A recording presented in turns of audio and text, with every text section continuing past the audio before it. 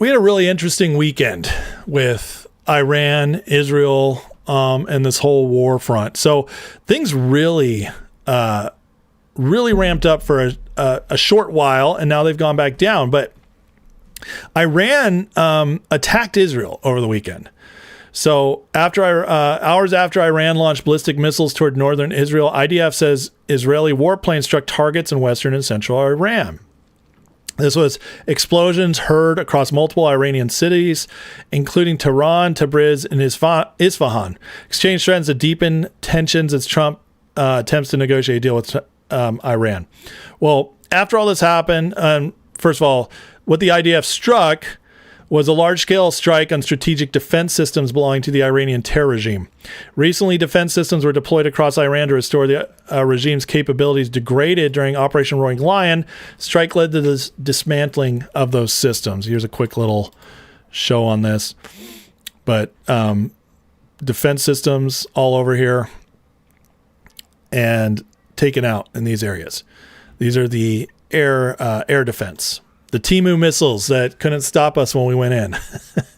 So what does this all mean? Now, Trump came out and basically told them all to stop. Okay, he said, Israel listens to me. I'm in charge. Israel stop. And now they're in ceasefire again. Happened really quick. What's interesting is that because they struck these defense targets, it makes me think that that Trump allowed this on purpose, because he sees that during the ceasefire, Iran is trying to, rebulk up a little bit. They can't do that much because they barely have any money. All the imports coming in are being halted, so they're blocked off. The Trump administration has got all this military blockade going on, so not much is getting in, but they are rebuilding a little bit.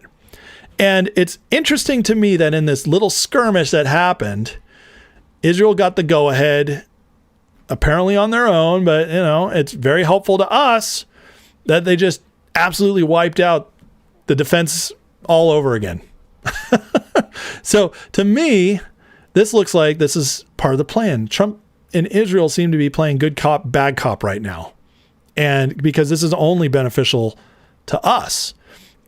Now, remember, we keep waiting for these super duper secret missiles, but over the weekend, Israel's used 4 missiles. Iran sent 4 missiles to Israel. They were all intercepted, and then Israel used that to take out their defenses. 4 missiles. If only 4 missiles are being sent, what does that tell you about Iran?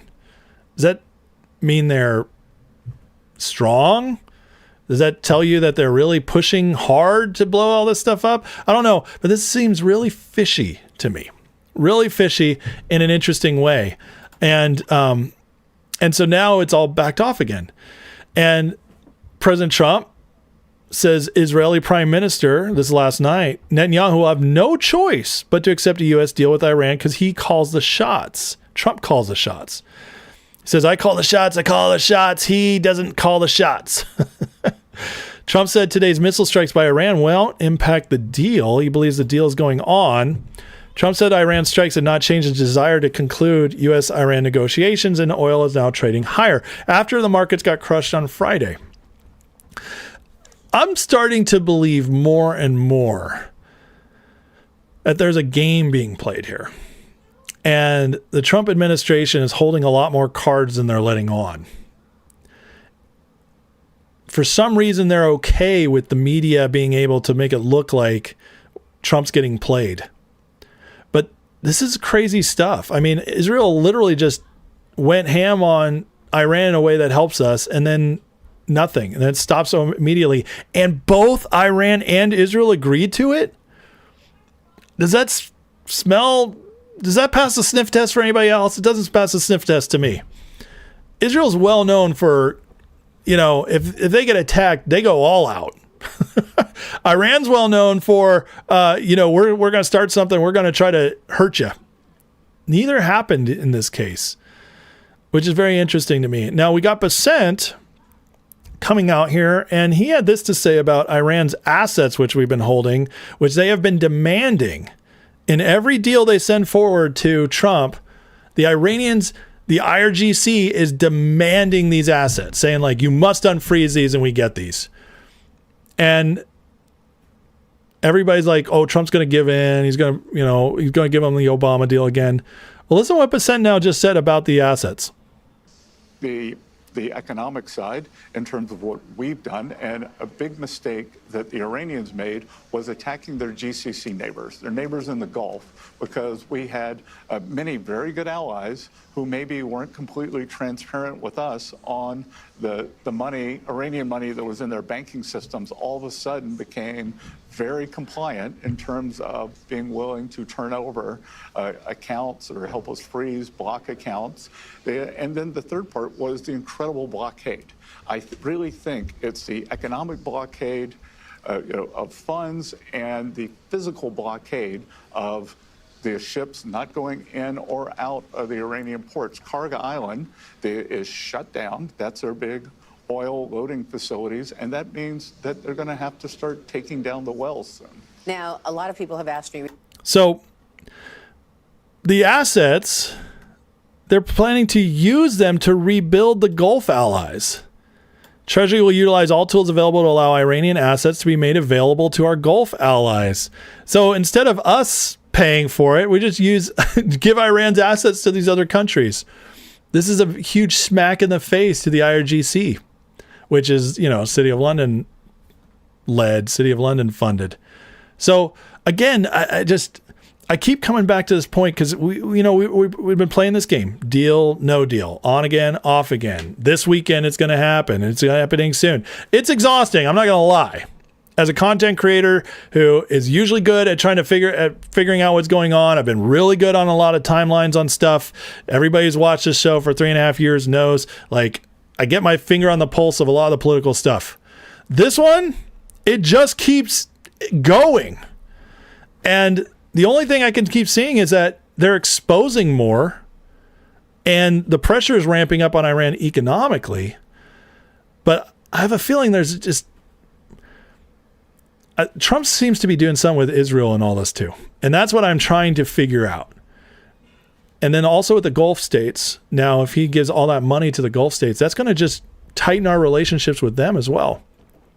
So as Trump, as he alluded to before, working this out, letting this extend long enough and playing in all these other aspects so that he can actually get it to where they're all part of the Abraham Accords, and we just get long-term peace in the Middle East, everybody's economically together.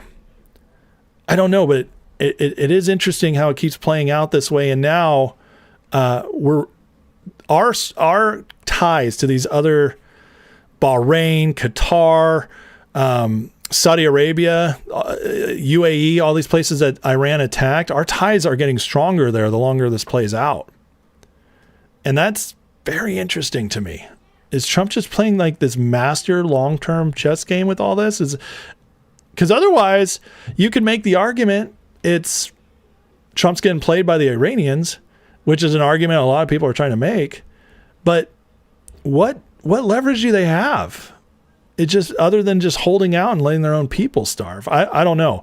But, and then there's on top of all that, Trump is continuing to push out in the open what happened with Obama and Iran, which I also believe he's seeding the narrative for that so that he can keep getting this message out there. And then we get that uranium, everybody's going to be, and they prove that it came from here. Well, we already have the narrative for it, and that sets up Obama and Clinton to be in big trouble. Here's what Trump had to say on Meet the Press. President, Iran was the closest to developing weapons-grade uranium after you ripped up the nuclear deal because there were no guardrails in place. They were developing it during the nuclear deal. Right. You don't know that? Iran, when Obama signed that stupid deal where he paid them billions and billions of dollars, he thought he could bribe them. Listen to me. They were developing a nuclear weapon. That's how they got there. They got all of this uranium during Obama. You know that, don't you? Well, that's how they got there. Don't say this. They got there. They developed it during the Barack Hussein Obama, during his administration. And they've escalated their development after the deal was They didn't wrapped up. escalate But anything. let's talk about the economy. I want me to just talk tell you about the something. economy. Do you see how fast she wants to move on from this? Let's talk about the economy as soon as he's reminding everybody that's all happened under Obama. Listen to her real quick when she tries to change the subject. Talk about the economy. I want me to just talk tell you about the something. economy. If I didn't go in there with the B-2 bombers, they would right now have a nuclear weapon, and it could be that half of the world would be eradicated. Let me ask you about the economy.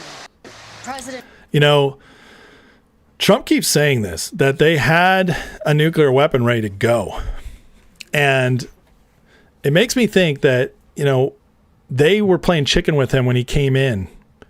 And that, you know, the globalists, deep staters, because they've been trying to get World War III going for a decade. That was the plan under Hillary, get World War III going. That's why Obama funded this in Iran.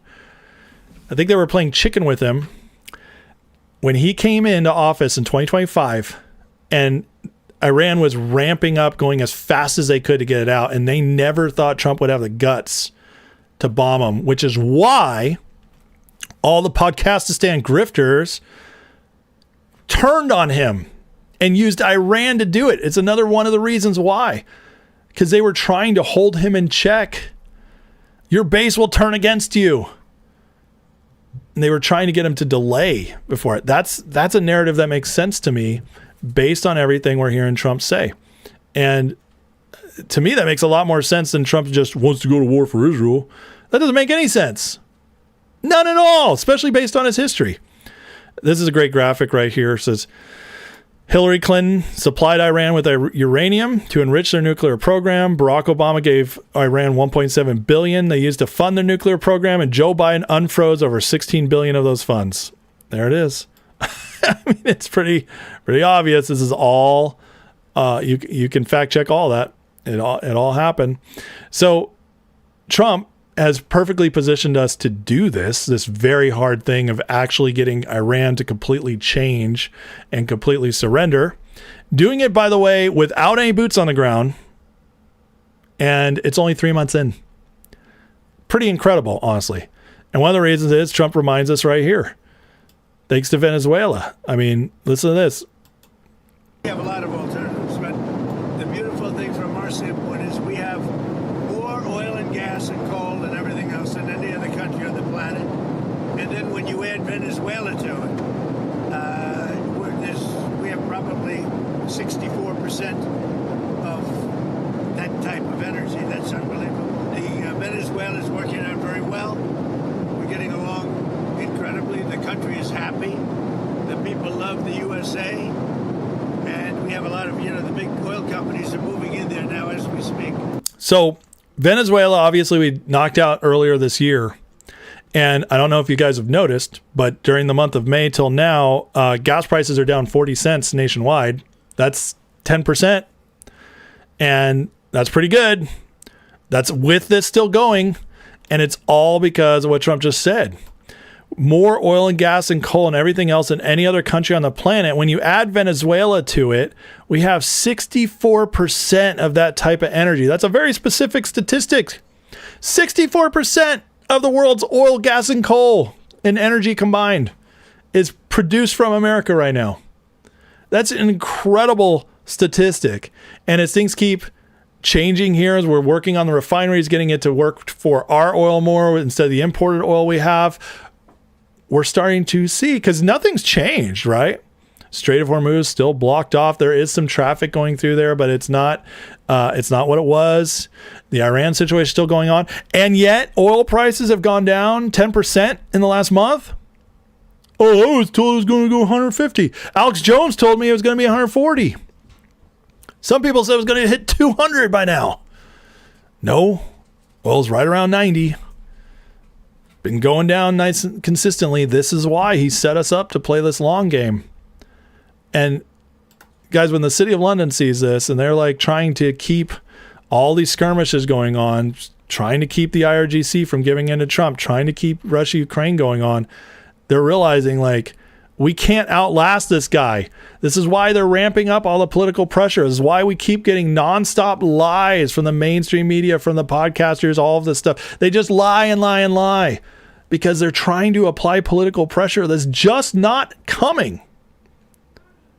Can you imagine the leverage Trump has if the economy continues to just get better and better while we're in Iran? He'll never have to give in. Iran will just collapse. Trump sure seems to believe that's the way it's going to head if they don't give up. And I got to tell you, they know it. They're just hoping that we don't know it. They're hoping that we don't wake up. And that's why people like me do these shows, to just try to break through the nonsense they're spewing. So while all this was going on this weekend, we have Ukraine offer peace to Russia, but they did it with UK, France, and Germany agreeing on 5 conditions. This is the City of London's acceptable terms for Russia to get peace. And this is ridiculous. Complete ceasefire. Current front line should serve as starting point for further negotiations. Once a ceasefire takes effect, Ukraine must receive reliable and legally binding security guarantees, including the possible deployment of multinational forces. Yeah, Russia's going to be cool with having a bunch of foreign armies on like next door to them. Russian assets frozen until Russia ends its war and compensates Ukraine for the damage caused. This is not happening. But you see, what they're doing is they're trying to hold Russia hostage to refund them, because these people are running out of money, guys. City of London system is really in a bad place. Germany, which was providing basically the entire economic growth for the EU, is now heading to recession. They are in a very bad place. And without Germany paying for all these guys, without us doing what we did for NATO, it's about to collapse on them, and they need cash bad. So what they're doing is they're going to Russia and saying, listen, we'll give you peace if you pay for everything. Russia's never going to accept this. And this goes to me believing that Ukraine is getting desperate, but they also can't fully give in because of Macron, Starmer, the EU system, the City of London system. They can't give in, but they're trying to find a way out without losing it. They're trying to have their cake and eat it too. It's not going to happen. What is going to happen is they're going to end up in a very bad place, because Iran is obvious. We have, because of our energy now, we have the best economy. We have the most energy. We are more self-sufficient than any other country. We now have these ties that we're building with China. Japan has been very helpful to us. The Middle East is stabilizing. We got the Western Hemisphere with Venezuela and all that's all stabilizing. We are sitting pretty. And City of London is absolutely panicking because of all that's going on. So I can't tell you how Iran's going to end. I can't tell you what it's going to look like. But I can tell you that Trump, he still retains all the leverage. And so I just remain very confident that this is going to end very well for us before much longer.